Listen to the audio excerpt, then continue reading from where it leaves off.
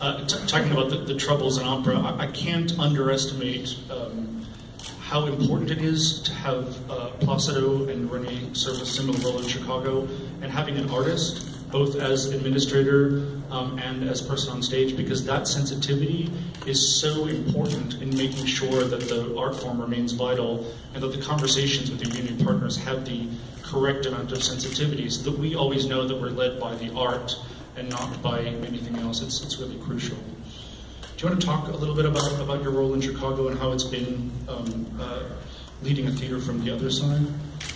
Well, I'm a creative consultant there, and it's been a fascinating journey because I'm so interested in audience development and in how to do that. I mean, those of us who love opera will come and see things. We want to hear great singing and we want to hear great music in a theatrical setting. But for people who haven't been exposed to it, and increasingly that's been a generational piece because so much of our arts education in public schools was diminished. So we see the tide turning, but we don't want it to be too late. So it's really about getting people in the door. I had Sir Patrick Stewart come and join me in co-hosting Second City's Guide to the Opera, which was an enormous success.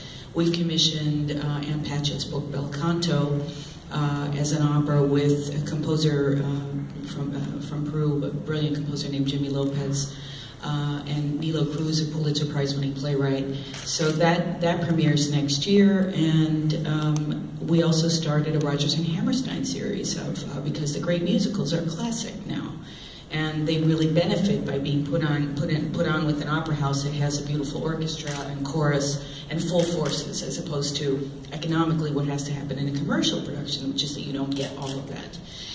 So all of these initiatives, I think, are important for continuing people's interest, getting them in the door, and allowing people to say, yeah, I really like this, or no, it's not for me, but at least having them be exposed to it. I did a big project at the Kennedy Center also last year called American Voices this past season that will be on PBS this year, that brings all of the genre together, discussing the differences and the similarities between our lives, the business, vocal health, medicine, and style. And that was really a lot of fun, and I learned a lot. It was great.